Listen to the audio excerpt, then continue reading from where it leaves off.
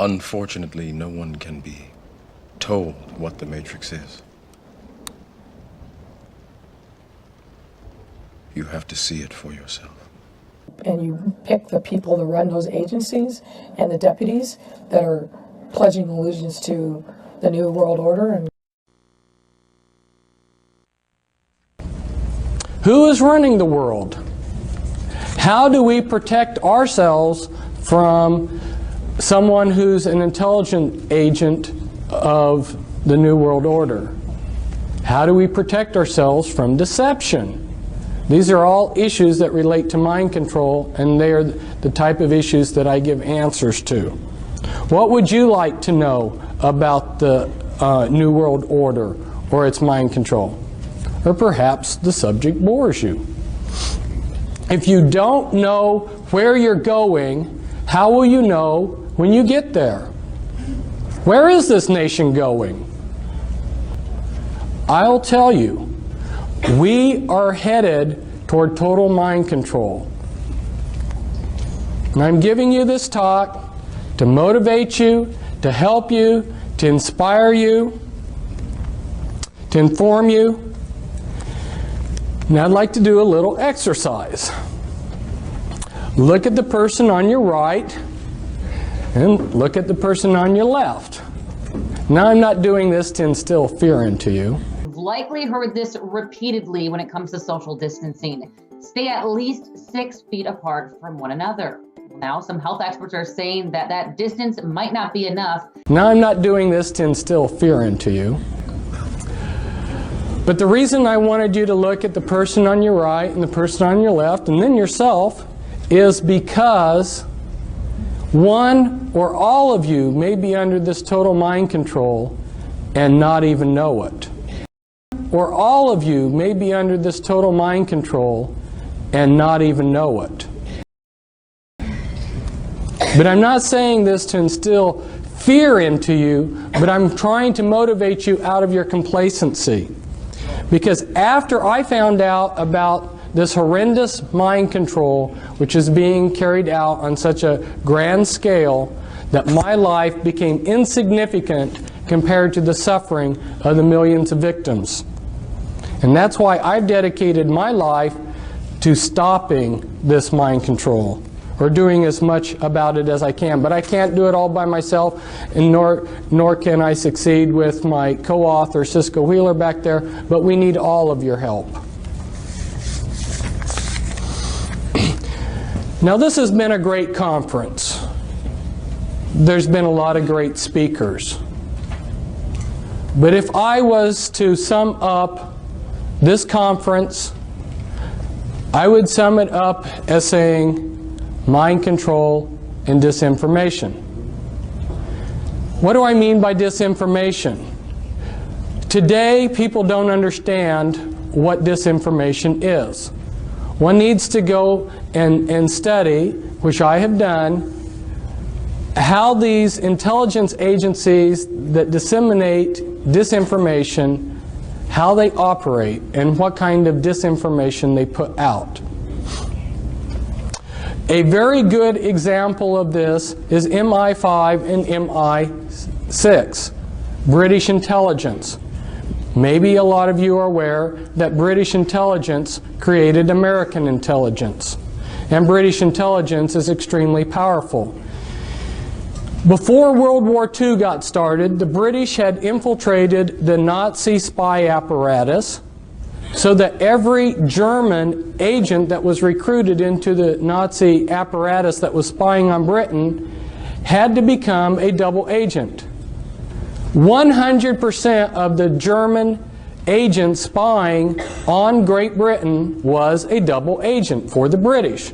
And anyone who joined those spy cells had to become a double agent, or they got dropped, so they kept the continuity. Through those double agents, they disseminated disinformation to the Germans. If you will study the type of disinformation that they fed through those German agents, you'll get a good idea of the type of disinformation that's being disseminated to you all through double agents. Some of them have been up here as speakers. You may think that disinformation is simply passing a lot of lies. No, disinformation has to look like the absolute truth, but you slip in a little poison with it. So some of these double agents that the Nazis had received very big decorations by Hitler. In fact, one of these British agents, double agents, received the highest award that Hitler could give him, while at the same time he received the highest award that the British could give him. Kind of interesting, huh? An example of how disinformation works. You give 99% true information, and it's that one little piece of disinformation that's the clincher. So through their spies, they fed the Germans the range of their naval radar, but they understated it. Well, the Germans were excited to get any information on the British radar, their naval radar. When the Bismarck sailed, and you're familiar with the battleship Bismarck, because their intelligence agencies had been fed this shortened range of the naval British capabilities of their naval radar, that one little piece of disinformation, they made a big mistake, and that mistake cost them the Bismarck. So see, this is how critical it is to understand how a speaker can get up here in front of you, he can give you 95% good information, and it's that 5% poison that he's going to give you that'll be the clincher. It's very hard to understand, for most of us to understand how disinformation comes about. Now, my co-author back there, she said, "Fritz, you're not going to hold back on these people, are you?" Well, for those of you who don't know me, if you watched that movie Braveheart, when I watched the movie Braveheart, I realized that's me, you know. I've been trying to fight these people, and I've got the same spirit. No, I'm not going to hold back on you people, and I don't think you want me to hold back. You want the whole truth, and I'm going to give you the truth as best as I can. And some of you who don't know may be wondering, who is this Fritz Springmeier character? And so, unfortunately, I need to just take a minute and tell you about myself. Why am I in a position to be up here telling you things that other people can't? I think it goes back to several generations before me. My great-grandfather was a very insightful, wise, intelligent, good man. He lived in Germany before World War I, and he saw, because he was insightful, what was coming. So he escaped in a wagon underneath some sacks of grain across the border into the Netherlands, because he saw that a world war was coming at a time when most of the world was just having a good time. And I think God honored the desires of his heart not to be involved in all the warfare that he saw coming to Europe, because he had 5 sons, and they had a lot of sons, and not one of his sons or grandsons ended up fighting in a war, because their age staggered them so that none of them ever got drafted. That's pretty amazing. And then if we look at my father he's still alive. He's exceptionally brilliant man. You would call him a genius. And as I grew up, he allowed me to ask 1,000 questions. You know, I sat there and pestered him the whole day asking him questions, and he would answer them. And he never got tired of that. And he tried to take where he was at in life and his capabilities and help the world. And my mother, she was another brilliant person. My mother and father grew up on farms. They were farm people. They were good people. They were not associated with the system at all, nor have any of my relatives, except for one of my dad's cousins in World War II, because he was a genius, worked on the Manhattan Project. But my father has basically been a technocrat for these people that run the world, and he tried to make a career out of going to third world countries and developing their agriculture. And so I got to see some of the movers and shakers of the world, and I also got to see how the people, as David Adair called them, you know, these bureaucrats, how they treated the technocrats that worked underneath them. My father was sent by the U.S. State Department aid program to Nepal when I was a child to develop the Nepalese agriculture. And he painstakingly typed up a big, massive report of their state of affairs all over the country, which he traveled on by foot and by jeep. And when he said, and a plan to improve their agriculture, and they had lost it within 2 weeks. And that was back before there were photocopy machines. So I saw how saw time and time again how the people that are running this world just played around with people like my father, who sincerely wanted to improve this world, this planet. Not growing up in this country and not coming to continental United States until I was 11, have an outsider's view of this country and what's going on. And you know, when you're in a situation, if you can step aside and look at it from a distance, you see it differently. And so there's a lot of things that I see about this country that maybe other people can't, because I have been in 33 countries, and I've been a world traveler, and I see things from a different perspective. Plus, when I was in Nepal, we didn't have television. I spent a lot of my idle time reading Encyclopedia Britannica. And I went to a private school that when I came to the United States, I was 2 years ahead of the kids in public school. So that gives you a little bit of background of why, having been a truth seeker who's devoured books every day and have interviewed countless numbers of people and done all kinds of research, that gives you a little bit of background as why I'm up here telling you some of these things rather than somebody else. What I've seen at this conference so far, there's been a lot of things that pertained to my research on mind control. Our Japanese speaker last night, he talked about blood pressure in the head and how he went out to find out. It was so frustrating for me this last week. I tried repeatedly to get a chance to tell him why he didn't find any information on that when he went out there looking in the medical books. Because see, I have been spending time researching mind control and what these people are doing. And there's cerebral spinal fluid, as well as the brain, the blood pressure in the brain, and a lot of other things that he's not aware of that have been suppressed by these people.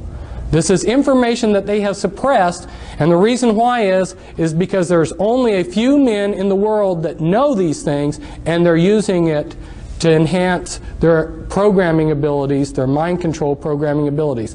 So there's a flip side to this. Some of the things that I'm going to tell you about today are horrendous, but the flip side of it is that some of the things that the New World Order and the Illuminati know, if they were put to good use, would be fantastic. I have repeatedly seen that these people are giving us the crumbs of technology and information. In fact, they go to, there's a conference, Bill Gothard seminars, where they teach spiritual principles for Christians. Their programmers go to these conferences. Their programmers, their mind control programmers, know how a person can make themselves into a great spiritual being. They know this far better than most of the Christians. But they use this information for evil. They're able to take and set in things within the life of a person to prevent them from becoming the person that they could have. So there is a good positive flip side to this. But if you saw what I've seen, it would make you angry that these people are taking what could be used for the elevation of mankind, and they're using it to enslave us. Now, as I go through this, I'm going to touch on a whole variety of things because, like Dean was telling me, he says my audience knows a lot about the Illuminati. The thing of it is that the information, the level of information that I'm putting out about the Illuminati, unless you've been in touch with my information, you haven't heard it before, because that's a much deeper level than what the people are telling you. So I need to just touch on some things so you see the type of information that you can get, and this all pertains to the mind control. So we're going to run through real quickly here some overheads.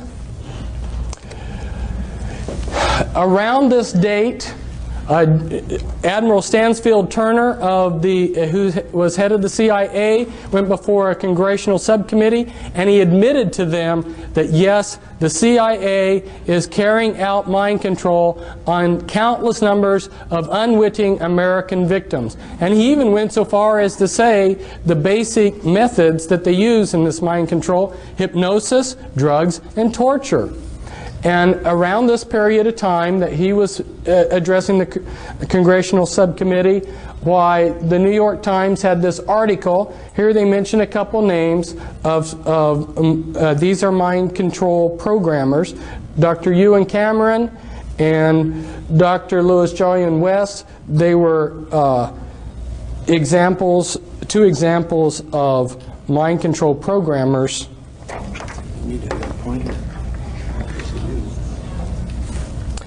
If we go back in history,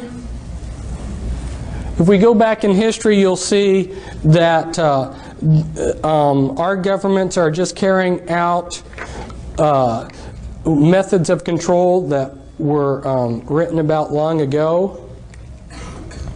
And those of you who have been associated with the Army realize that they have a lot of pamphlets and books for their people. This was a handbook for chaplains, and inside this handbook for chaplains, they tell all of the religious groups that are recognized by the U.S. military, and one of those groups that's officially recognized is the Church of Satan, so that if you are a satanic priest in the Church of Satan, you are exempt from the draft because you're a clergyman. And Anton LaVey happens to be one of the mind control programmers that I have been exposing, and you'll see a picture of one of his slaves in here. In this book, in this handbook for chaplains, they will tell you that there are 3 degrees within witchcraft, and that is correct. Those first 3 degrees make up the anarchy level of the Illuminati, and then you have a hierarchy level within the Illuminati. Last summer, I went out on speaking circuit of 14 major U.S. cities, and there was a tape made, a professionally made tape in a television studio where I explain charts like this, explain a lot. So I strongly recommend that you get that videotape because it gives an excellent overview of a lot of things. But for instance, you'll have this diagram explained, and I go into the top 13 Illuminati bloodlines in that tape. I also have a book. This comes from a book, The Top 13 Illuminati Bloodlines. This pertains to the mind control because these bloodlines learned about these mind control techniques many centuries ago. These are the movers and shakers of the world. And for instance, the Rothschilds, their secret genealogy traces back, and this is inside information. You're not going to learn this reading a book. This is inside information. Their genealogies go back to Nimrod. So these are some very powerful bloodlines, and they have learned a lot of techniques for controlling long ago. And when you learn who the bloodlines are, it totally changes your view of history. Now, for instance, Grant and my co-author back there, Cisco, who I brought out of the Illuminati, her father was a programmer, and parts of her were used for programming. Her great uncle, her dad's uncle, was the head of the U.S. military during the Vietnam War, General Earl Grant Wheeler. And he was a descendant from Hiram Ulysses Grant. And Ulysses Grant was of the Collins bloodline and of the Delano family bloodline. Two very powerful bloodlines. And you may have thought that he was just a common, ordinary person. So to understand what's going on, you really need to understand these bloodlines, and that's why I encourage you to get the book that we have back there, the Volume 1 book, the Top 13 Illuminati Bloodlines. These are just some representatives of those bloodlines. And these are Illuminati members that I'm showing you here that are representatives of the different bloodlines. And the DuPonts, for instance, have been in charge of a large portion of the military-industrial complex. They have produced the gunpowder for all of our wars. So every war that we've had, they've gotten incredibly rich. They also are into a lot of the chemicals. Every day you use chemicals that came out of DuPont factories. The Freeman family and Gaylord Freeman, head of the Priory of Zion. And this is the Kennedys. Here we see JFK at the Great Pyramid. It seems like a lot of these Illuminati types have made a pilgrimage to the Great Pyramid. And here's Anton LaVey. See if I can get him up a little bit so that the camera can see a little bit. This is Anton LaVey with one of the members of his church, Sammy Davis Jr. Sammy Davis Jr. was part of Rat Pack, which were in working with the intelligence agencies and were Satanists. And one of his slaves, James Mansfield, is there kneeling down before Anton LaVey in a satanic ritual. And here was the first presidential model sexual slave that they allowed the public to see. This is Marilyn Monroe. She was, both James Mansfield and Marilyn Monroe had sexual relations with John F. Kennedy. And here I believe that you can see her switching personalities. When I start talking to you more about how the mind control is done, you'll understand what I mean by switching personalities, because they create programmed multiples where they get a Dr. Jekyll, Mr. Hyde effect. And here's this is Winthrop, who's said to have the largest porn collection in the world. And the mind control slavery relates to the porn, the type of porn that they do too. This is Guy de Rothschild, very powerful man. His bloodline will have the Antichrist, and that's his son, David. And here's the Russell family, and represents the Russell family. And here you see Bill Clinton. This is a hypnotic induction for a mind-controlled slave. He hypnotically inducts them. And then you have William Huntington Russell and Samuel Russell, which tie back into your slave trade. So see, these people, these Illuminati families have been involved in slavery for a long time, and they've been involved with mind-controlled techniques for a long time. A lot of what they did with the black people was for purposes of, they were very skillfully using trauma and divide and conquer against the black people when they enslaved them. And I don't have time to go into all the ideas behind what they did to the black people, but just leave you with the idea that the reason that they brought over the black people like they did in the ships with so many dying, and the way they separated them from their past and everything, it was all utilizing mind-controlled techniques. And this is some other Illuminati bloodlines here. The Lee family, Li Ka-shing, billionaire in Hong Kong. Some others. Hitler was of the Rothschild bloodline.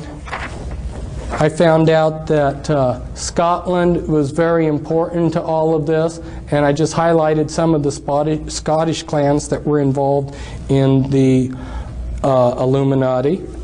And for some of you that need to see this, because you wonder if satanic ritual abuse does occur, I got this out of a museum, and it's written it's an oath to Satan that's written in the blood of the person who made the oath.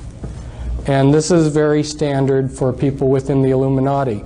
And this all relates to how the mind control is done, because a lot of you can't separate the rituals, the satanic rituals, from the mind control programming. They dovetail in.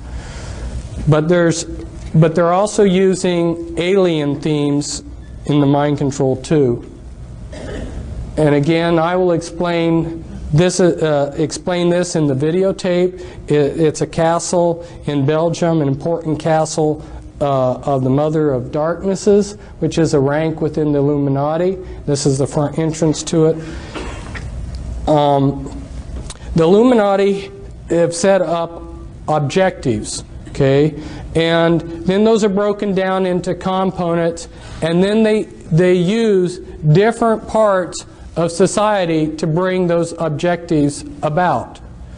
They want things to happen as if they're happening naturally. From debriefing people that have heard planning sessions where the 20-year and the 30-year and the 50-year plans of the Illuminati were explained in detail, one of the major components to their plans is they want everything to happen as if it's unfolding naturally. So where the mind control slavery is so important is they have salted their people throughout all levels of society. There is no religious group, there is no philosophy, there is no political group that can't be infiltrated with their mind-controlled slaves. Here's an example of another objective. And you can see how they've broken it down into components, and then their people that are salted throughout different areas are bringing about those goals. This is explained in the videotape, so I won't explain it, but it shows the type of thing that I go into in some of my literature, in some of my books. And this is the Illuminati occult area boards that when they went to make federal regions, they copied the boundaries that the Illuminati occult area boards already had. And again, this is the type of thing that we talk about in the videotape. And you may say, what does this have to do with mind control? It's because healthcare and control of grains and all of these different things that we see being controlled behind the scenes, the way that they are able to control them is with these programmed multiples. And that's why people are saying, well, I can't believe that there's a conspiracy because I don't see it. No, it's being very subtly done behind the scenes. Here, Alice Bailey, who was connected to these people, was head of Lucis Trust and wrote quite a few books, started 140 New Age groups. She writes, "Years ago I said that the war which may follow this one would be waged in the field of the world religion. Such a war will not work out, however, in a similar period of extreme carnage and blood. It will be fought largely with mental weapons and in the world of thought. It will involve also the emotional realm from the standpoint of idealistic fanaticism. This inherent fanaticism found ever in reactionary groups will fight against the appearance of the coming world religion and the spread of esotericism. The coming struggle will emerge within the churches themselves. She's talking about mental weapons. Now, she doesn't spell it out here, but what she's talking about is the mind control that I'm talking about. And the name of her book's very appropriate. It's the externalization of the hierarchy.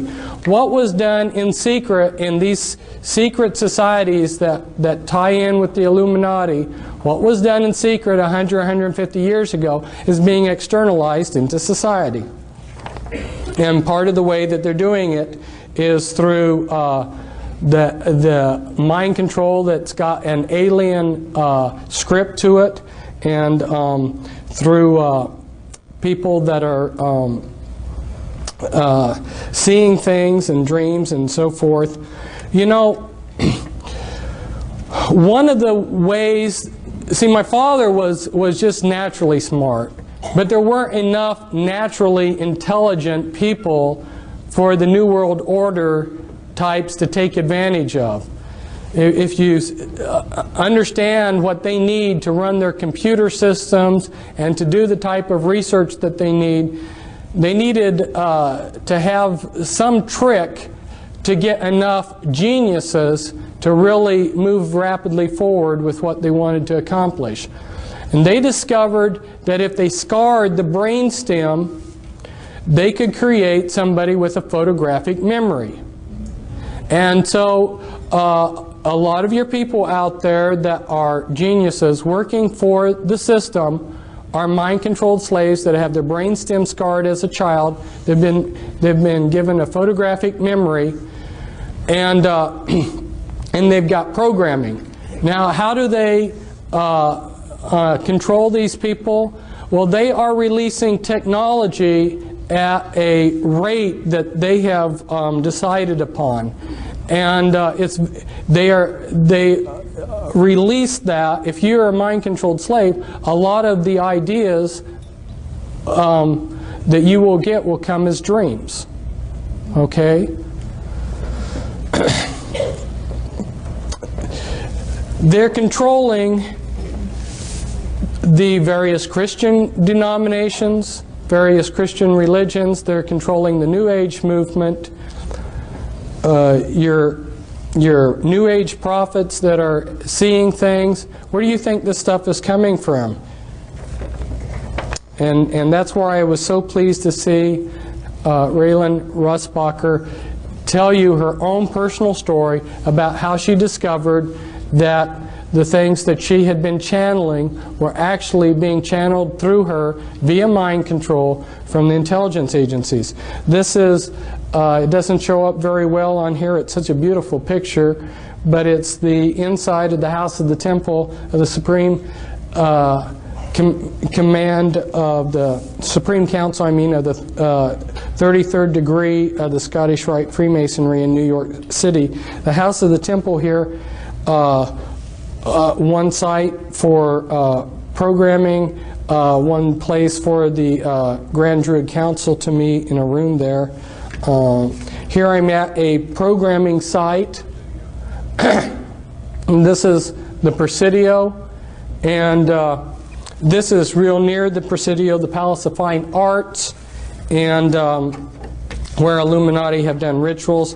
Here's some more pictures from the area. You'll notice that the 6th Army has the satanic hexagram within a circle with the satanic anarchy A inside of it, and a lot of their staff are Satanists. This is some more sites around the area used for programming. This is on the Presidio where the Illuminati have had some rituals inside of there, and in the distance here is Alcatraz, which has been used for ritual programming. This is Tavistock, which is a site that's been used for mind control programming. Rothschilds have used Tavistock quite a bit. Here's a couple programmers. This is Michael Aquino, who's head of Temple Asset. He's a mind control programmer, and I don't think that he's got his staff in his hand there. in the picture, but he oftentimes carries a staff. That's staff is like a cattle prod, and it will give you electroshock.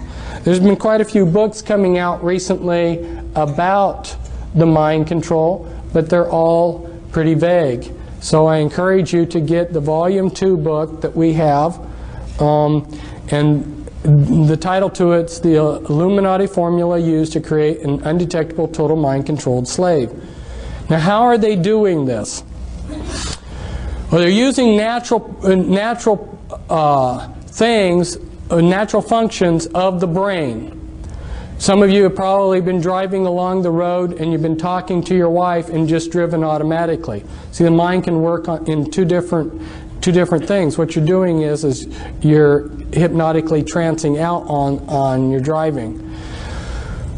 Maybe some of you have been driving and you went from point A to B and don't even remember driving. You just put yourself into self-hypnosis. There's different altered states that the mind can go into, and they're very familiar with these.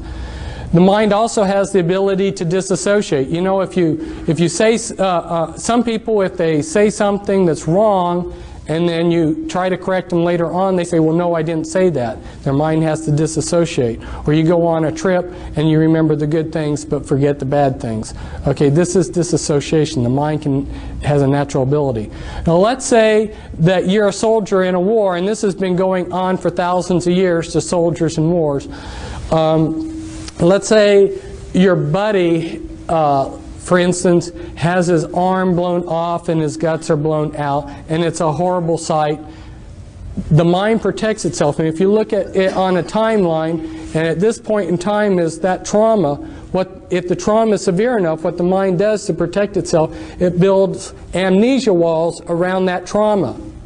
Well, the Illuminati learned this a long time ago, and so what they do is they compartmentalize the mind. They take a small child and they just traumatize the heck out of it and split the mind and build all these amnesia walls between all these traumas. The worse the trauma, the better, because the better the trauma wall. So the most horrendous traumas you can possibly imagine are the ones that they want to use. When you've splintered the mind up into many pieces of disassociated pieces, then you can go in and pull that piece up to the front of the mind, and you can construct out of that piece of memory whatever you want out of it. Now, you remember that some people have said that the human mind is like a huge computer, and if you got all the computers of the world together, in some ways your mind would excel. You would be all of the computers in the world. You've got a fantastic computer here. Well, you know how a computer can section off memory. You know, when you turn on your computer, if you need to reboot it, it reboots out of memory that you can't get to. In order to make a functioning computer, the big hurdle that they had to jump over was to be able to create memory that you couldn't access. Well, that's what they're doing with the mind. They're splintering up your memory into thousands of little pieces. My co-author on a couple books on the mind control, her mind was split 30,000 ways. Now, you take those pieces of the mind, yeah, tremendous amount of trauma. Think of the amount of trauma it takes to split the mind and then multiply that times 30,000 times. Tremendous amount of trauma all through these people's lives. So you take that piece and you can make that piece of the mind into anything you want. Now let's say they take one piece and they show up films, and through the programming they make it into a particular personality. Well, what they want to do is they want to make the most perfect front for their slave possible. And so they will test a slave, they will test a victim that they're going to make into a mind-controlled puppet. They'll test them when they're a small child. And I go into the techniques in the book as to how they can test as to what your abilities are. They use EKG tests, and they know how to determine what your abilities are as a small child as to when you would grow up. So they plan out your life ahead of time. They say, this one will be a doctor, this one will be a lawyer, this one will be a scientist working on rockets, this one will be this one will be that, okay? And depending on what they're wanting you for will determine the type of programming they give you. So it's very systematic, and because the movers and shakers of the world have all of the resources, basically, they can move these people into whatever field they decide for them, so they become the top of their field. Now, their front personalities are very legitimate, sincere people. They don't know about the Dr. Jekyll, Mr. Hyde effect. Imagine yourself being a Christian minister and horrors of horrors finding out that you've got disassociated parts of yourself that are Satanists, that are satanic, that go to Illuminati rituals. We recently had a minister fly in with his wife. He heard me speaking last summer on my lecture circuit, and when he heard me talk about the Illuminati, he realized there's nobody else that understands the Illuminati or the type of programming I have that can help me. There are very few people out there that understand this. That's why he came to visit us. That's one reason why I needed to talk to your people, Dean, about the Illuminati, is because since we have been here in this conference, there have been a number of people that have come up that have discovered that they have this kind of programming. They've come, they've gotten our material just since we have come to this conference. And there's other people probably that will learn it too. And so it gives people that are victims of this some confidence that there's somebody out there that will understand them when they hear that there's a few people like myself that really understand in depth what the Illuminati is all about. Now, this comes from a book. I took it from somebody else's book, but this is somebody who's trying to develop artificial intelligence for computers. He's extremely brilliant. He understands the mind perhaps better than anybody, and he's showing the processes of memory and motivation. And I'm just throwing these diagrams up to you to show you that the natural mind is not one monolithic thing, but it's many components. And the Illuminati understand what those components are and how to divide the mind from itself and how to control those processes. For instance, if you electroshock somebody, you destroy their short-term memory for about 24 hours. So every time that Cisco was used for some purpose, let's say she was running drugs for them, or being used as a sexual slave, or whatever they were using her for, on a daily basis practically, they would electroshock her. What that would do is splinter your short-term memory. Once they get you programmed to where they want you, then they will delete your memory of having been used in these things. People that are on sensitive in government projects, if you are in charge of something that takes a classification, you're going to be under mind control. Don't you think that they're smart enough to want to control their secrets? And this was taken at Bethesda, which happens to be a programming center, but it's showing the brain's PT scans of multiples. And you'll see that from when one personality holds the body to another, we've got totally different PT scans. The mind of a multiple personality, and they now call MPD-DID, just recently changed that, I think, to throw some confusion into things. But when you look at the PET scans, they're different. If I try to impersonate a different persona while I'm getting PET scans, my brain will look the same. The programming is layered in and this comes from another one of our books back there. Cisco did amazing drawings where she invited her different alters, her different personalities to work together on putting down on paper what they were seeing, because they had no talk programming. And the programming that is so sophisticated, in the 3-hour workshop, I'm going to try to go through step by step and give you more of the details of how it's done. And of course, you've got the Volume 2 book, which explains it from A to Z too. But there's so much to talk to you about.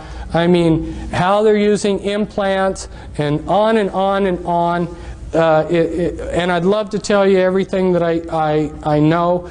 But as they go in and splinter a person's mind into thousands of disassociated pieces, they have to put those pieces together in some fashion that's going to be useful to them. So then they're structuring. And as they build the structures, they like to use structures like this. Like this is an infinity type structure, so that the person being programmed, they get a feeling like there's no beginning or no end to the programming. It gives them a hopeless feeling. But the type of sophistication, the level of thinking in this programming is so in-depth. This is when they're doing the structuring. This is the beginning of a chart showing the beginning of some structuring that they're doing. And then when the master, finally, the programmer or the handler, finally has finished programming the slave, he will have a 3-ring binder, a laptop computer with pages that look like this. And if he wants to call up a particular altar, he would say, like Brown Levi 2003 11A, Brown Levi 2003 11A, Brown Levi 2003 11A. That right there would be the access code to pull up a particular personality that they would want. And a lot of these personalities will not live in reality. They live in a total science fiction world. They've been dehumanized. Here's how one of Cisco's alters perceived herself. And they use Walt Disney movies for the programming. As you can see, this is from a Walt Disney movie where a doorknob it takes on life. If you showed a Walt Disney movie like this, you're creating the images for them to use hypnotically as they go in and do the behavior modification and hypnosis on that altar. And so this could be used to create a doorknob alter within a person's mind. And as they go through the dehumanizing process, like in Cisco's system of altars, all but the front altars in her had lost their hearts. They did hypnotic surgery where they took out the hearts out of these altars and replaced them with a heart of stone. So and that's so that these people can't give their hearts to Jesus. Because if you would talk to these altars and say, give your life to Christ, they'd say, I don't have a heart. I'm not a human. And then they've been dehumanized to think that they're maybe a horse or a dog or a cat or whatever. They build bodysuits out of implants. And you heard about last night about the biochip, how they're able to make a miniature computer that's very, very tiny, the size of a cell or even less. That's true. And they attach these tiny... You have to understand how computers are made. All a computer is an on-off switch. Anything that will consistently do one thing consistently, move in a particular direction or something, can be used as an on-off switch. They take strings of carbon atoms. They use DNA templates. Anyway, they make mini computers that are extremely tiny, attach them to viruses. Viruses have a liking for a particular part of the body. They will build a bodysuit of implants in you with these tiny computers, put in a master computer in the back of your neck, and these are just a few of the sites. These are the audio implants. There's about 6 different major categories of implants. You've got mimics implants, you've got auditory implants, holographic implants anyway, and when they program, they layer in the programming. They use a lot of, some of the base programs are your Alien scripts, your Alice in Wonderland and Wizard of Oz. Those are very common base programming scripts. And also Star Wars and Star Trek. Star Trek's a big one. What are the implications of this mind control? You've heard the term paradigm shift. The implications of this mind control are so mind-boggling that it's taken me years to make what people call the paradigm shift, to really comprehending everything we see. Nothing is as it looks, okay? And anything that is clean has been infiltrated and been dirtied.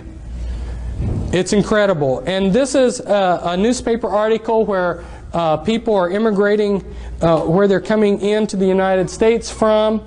And of course, if they put Eastern Europe up here as something, it would be right up there probably in the top 6. But you see Russia and China and Vietnam right up there in the top countries that are sending us immigrants. These are countries that are also practicing mind control. How many Spetsnaz agents have been infiltrated into the United States?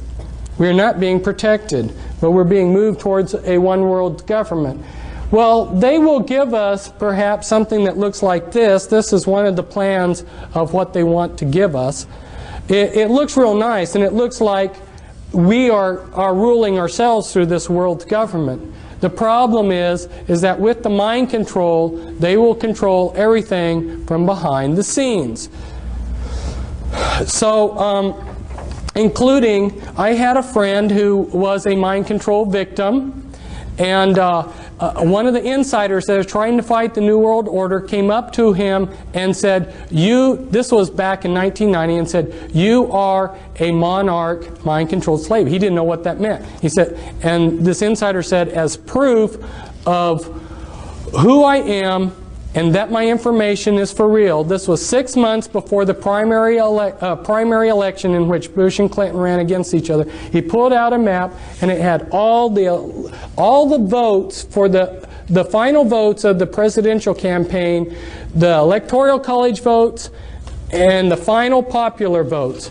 And these men found out the same thing that I found out from various sources, James Collier and his brother. They spent 20 years tracking down how the voting is rigged. I'm telling you, people, nothing is as it seems, and there are people that can come up here and stand up here and be a lot more humorous than I, and can tell you, you know, that you can vote these people out of office.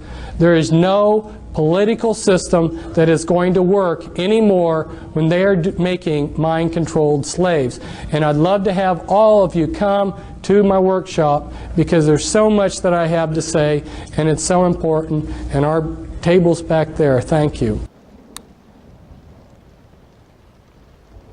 You have to see it for yourself.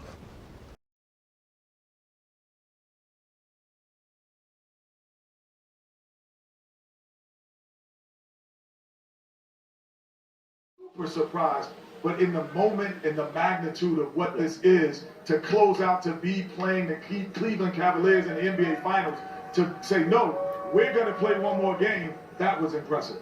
108. What's that? Yeah. What's that? That could only be the musical stylings of Victor Oladipo, who is the reigning two-time champion of the All-Star Weekend player talent show. You are talented. I give you a little credit on that. A lot of credit. You're very talented. I mean, you're not a karaoke guy like me, but you can actually. You know they call me O'Brown Eyes, right? As a matter of fact, you both have experience singing New York, New York. His was at the Slam Dunk Contest. Yours was in Vegas. Yes. We had the show out there. Here's just a little sampling. Start spreading the news. I'm leaving today. I want to be a part of it in old New York. I want to wake up. See, I love to do karaoke. That's good, isn't it? You see those two mics back there? You made up your own words. You see those? Wait, that was the words. Hey. In old New York? Yeah. You know, on the backside, Isaiah Thomas. But it's just going to be, you know, they're going to give it a run, but, you know, it's just going to be hard to beat the Chaos right now. I think they're on top of the game. I got to go with the majority. You know, they're on a mission right now. You know, I guess they want to show the public that last year wasn't a fluke for us. You know, we're here, we're for real, and we're for real team. Speaking of showing us, 2 Chainz, you got a shot, 2 Chainz? You got a shot, let me see that shot, dog. Speaking of showing us, 2 Chainz, you got a shot. Got a shot. Speaking of showing us, 2 Chainz, you got. Speaking of showing us, 2 Chainz, you got a shot, 2 Chainz. Got a shot. Let me see that shot, dog.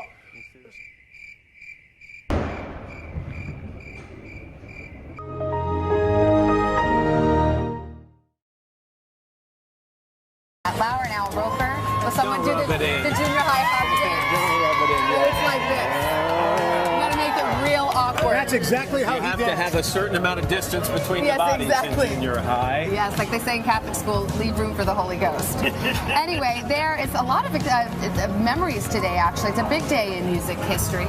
35 years ago today, Elvis Presley passed away, the king of rock and roll. And as Mark Cohn says in his great song, Walking in Memphis, there's a pretty little thing waiting for the king. But it's been a heck of a ride, to be honest. I really can't complain. Yeah, I was kind of I was a little down when I found out I was injured and I had to have surgery again, or you know, with another knee. But at the end of the day, you know, I have amazing teammates. You know, guys like Draymond, everybody on this team, they come over there, they wrap their hands around me like, yo.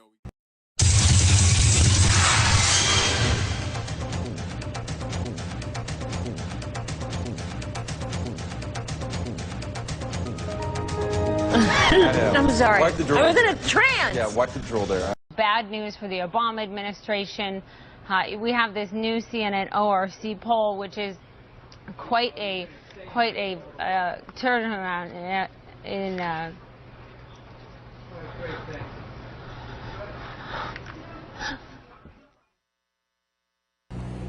Well, a very, very heavy debatation tonight. We had a very Darrison, but let's go to Terrace Chase and look for the head of the pit.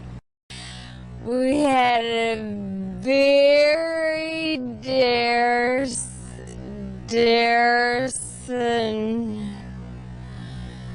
but let's go ahead, Terrace Chase and look for the bit.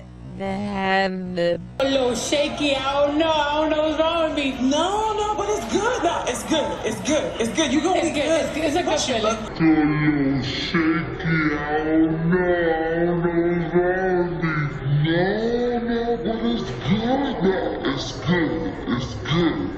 You gonna be good. It's a good feeling. Put emotions and business aside. You have to separate the two, and you don't know how to do that. So that's where I come in, and I keep your emotions, and I deal with your emotions over here. But when it comes time for business, I implement what you told me on the emotion side into handling it in a professional manner, because sometimes it's hard for you to How you doing? Halloween costume contest. We do it every year.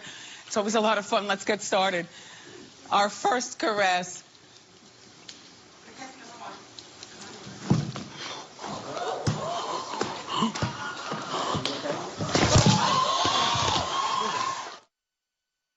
In covertly recorded off-air transmissions from the Bush-Clinton presidential election campaign in the 1990s, we can see that Bill Clinton was nothing more than a puppet to the puppet masters which placed him in the White House. Bill Clinton's demeanor seems to be similar to a person who is under a hypnotic trance.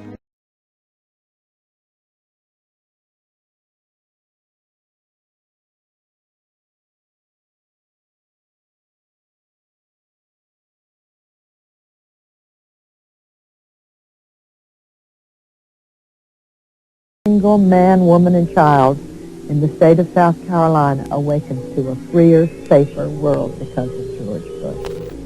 I would remind people that every single morning we all awaken to a safer, freer world because of George Bush. And Nicole, I would remind you and the people of Florence that all of us awaken every single day to a freer, safer world because of George Bush. It was a wonderful, meaningful endorsement in every way, and I was very proud of it. Did you talk about vice presidential possibilities with Senator Warren? You guys have got to try the cold chai. Very proud of Senator Warren. Did you talk about vice presidential possibilities with Senator Warren? You guys have got to try the cold chai.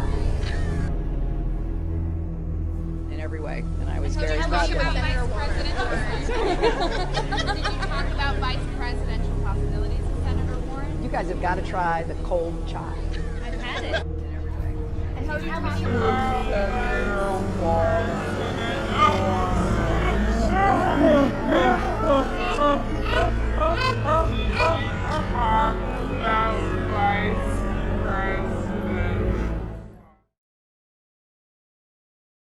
This is a video of Hillary Clinton fainting in 2012, where she suffered a concussion. Just please respect him. Okay.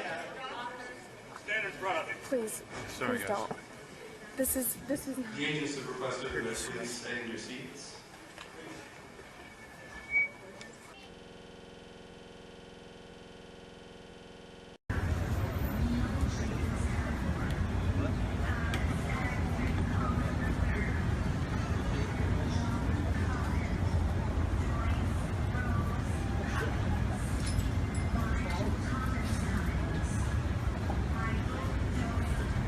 I'm supposed to start talking. I'm sorry, I'm sick. On behalf of this fearless and talented cast, we would like to thank, oh, it's so heavy. We'd like to thank Netflix, Sean, Matt, Ross, and the amazing casting director, Carmen Cuba. And I would just like to say that in light of all that's going on in the world today, it's difficult to celebrate the already celebrated Stranger Things. But this award from you, who take your craft seriously and earnestly believe, like me, that great acting can change the world, is a call to arms from our fellow craftsmen and women to go deeper, and through our art to battle against fear, self-centeredness, and exclusivity of our predominantly narcissistic culture, and through our craft to cultivate a more empathetic and understanding society by revealing intimate truths that serve as a forceful reminder to folks that when they feel broken and afraid and tired, they are not alone. We are united in that we are all human beings, and we are all together on this horrible, painful, joyous, exciting, and mysterious ride that is being alive. Now, as we act in the continuing narrative of Stranger Things, we 1983 Midwesterners will repel bullies. We will shelter free. As a long-time real estate executive for Cushman & Wakefield, one had the foresight years ago to know what Brooklyn could become, and he played an important role in the renaissance of our thriving world. In addition, Glenn was a key player in helping to found the team's future HSS Training Center, location in Sunset Park, Brooklyn. Glenn also gives back to the community as the founder of Brooklyn 1834, which provides a forum for the world's up-and-coming artists. Due to illness, Glenn could not be here tonight. Despite his illness, with the same determination that he's used to make Brooklyn a better place. Glenn is represented tonight by his wife Jan and his children Theo and Edie. Please join SW24 Security Solutions and the Nets and show your appreciation for Glenn's leadership and his contribution in making Brooklyn what it is today.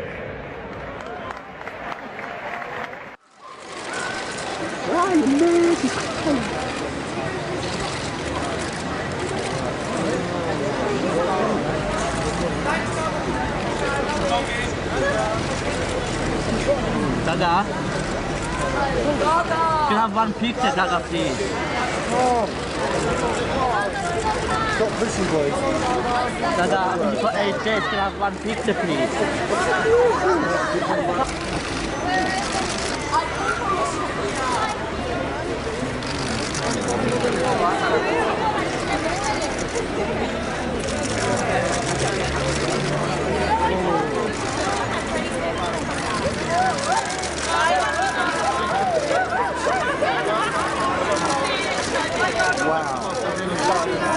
Boys, just back up, and get squashed. Get a bit closer. If you look at Anne, it's on his foot. Stay there. Get back, Dave. People, give her space. Fans, she's not going to do anything for you. She's not doing our pictures, everyone. Bye, Gaga. Well, it's a bit late for that. I love ya.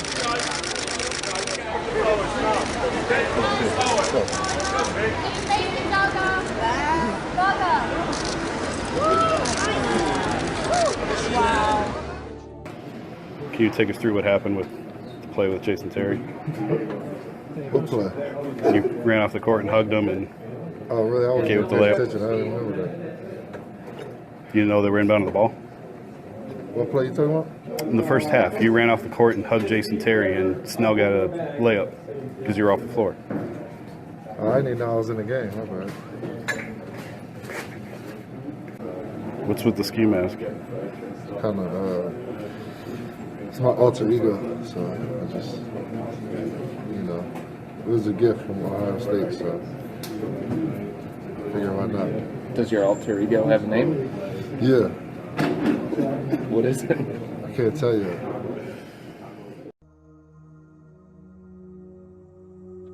You've had a rough year. You've had a year that would test a lot of people. Illness in the family. A breakup. This spasm of publicity about what happened from Mexico to London. It was pretty rough. Yeah. Yeah, it's kind of weird. Ah, weird. Hello. Oh my goodness. Hello. Ew.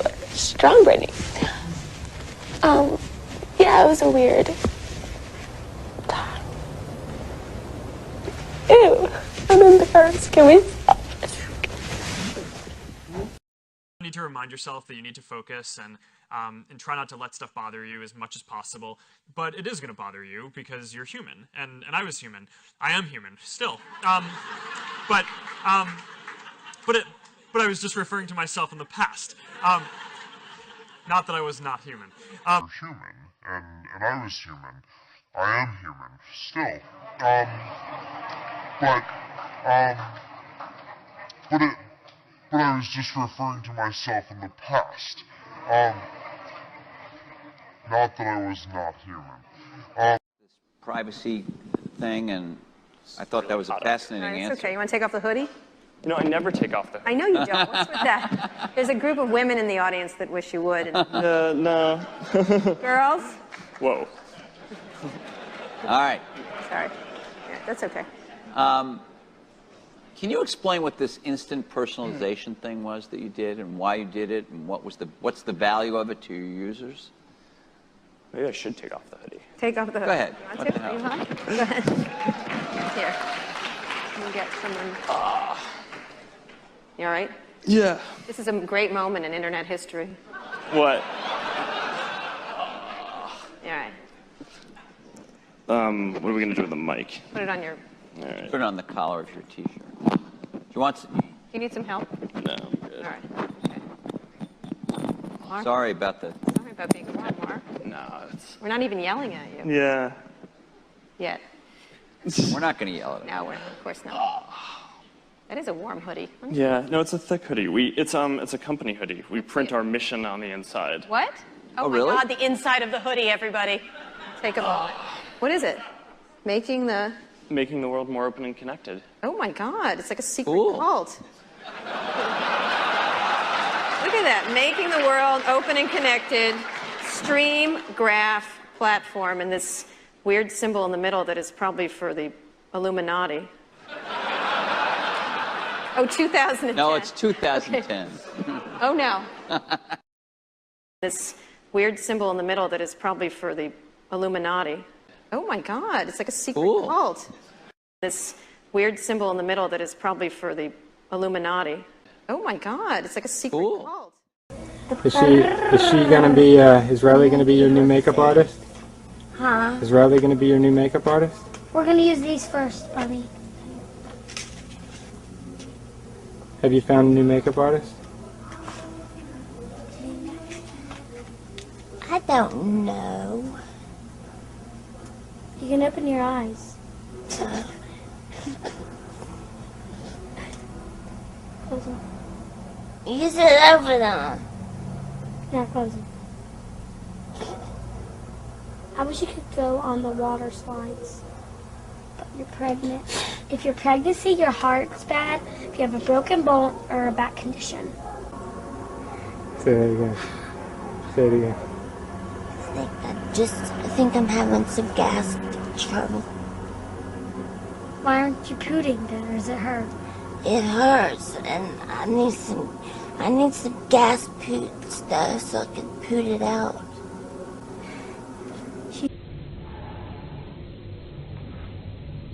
He does. Do you have some? The clown needs some medicine. Ball with Katie. Was that the best fun? Was that? Yes, yes. What has happened to you? That's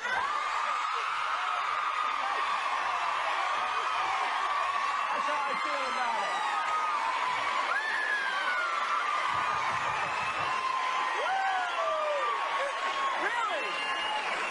Really? Something happened to you. Something happened to you. I'm in love.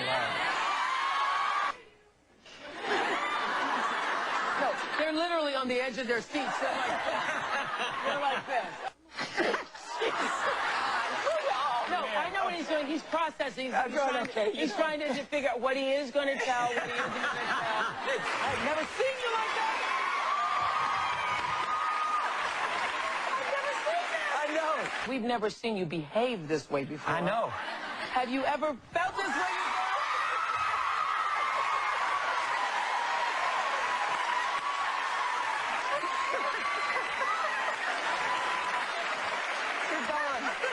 You are gone. Of yet another child star. This is Amanda Bynes we're talking about, formerly of Nickelodeon. Here she is wearing a ratty wig, appearing in court on charges of smoking weed and then throwing her bong out of a 36th floor apartment when police arrived. Bynes insists she is fine, but recent events suggest otherwise. ABC's Gio Benitez is on the story. Gio, sad stuff. It really is, Dan. This morning, Amanda Bynes denies it all, saying she never tossed anything out through the window. It's a bizarre new case for her growing list of problems, and wait till you see how she showed up in that court. Without the preparation we had, training the team, and so I'd like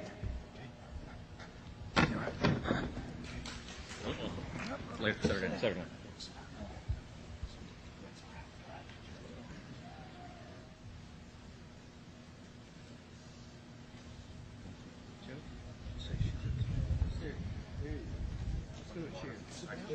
How you feeling? How you feeling?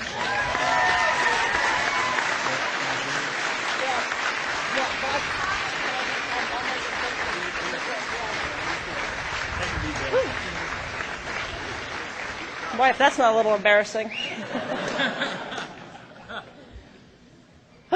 But, so I don't get people worried standing up here too long. I think what I was going to say, and so I figure I could stand here standing enough. It's a training.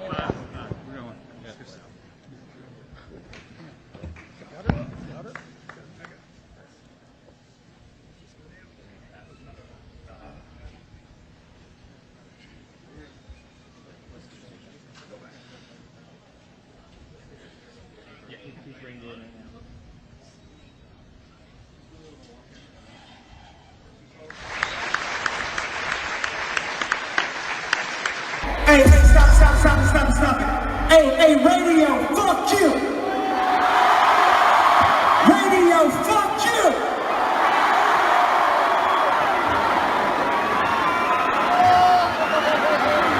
Y'all don't want to lose again.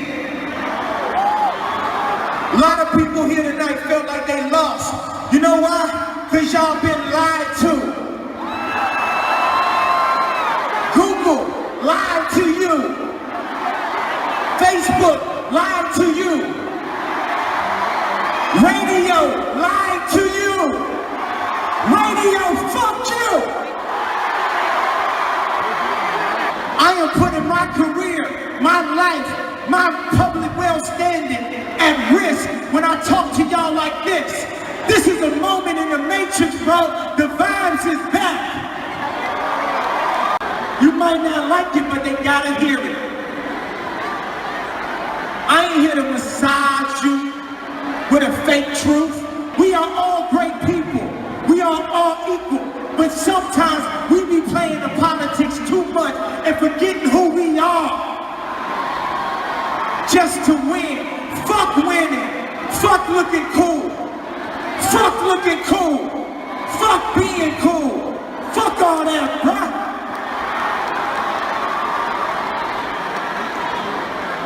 I've been sent here to give y'all my truth, even at the risk of my own life, even at the risk of my own success, my own career.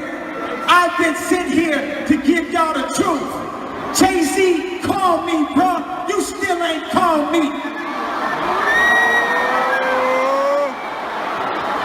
Jay-Z called me. Hey, bro, Jay-Z, I know you got killers. Please don't send them at my head. Just call me. Talk to me like a man.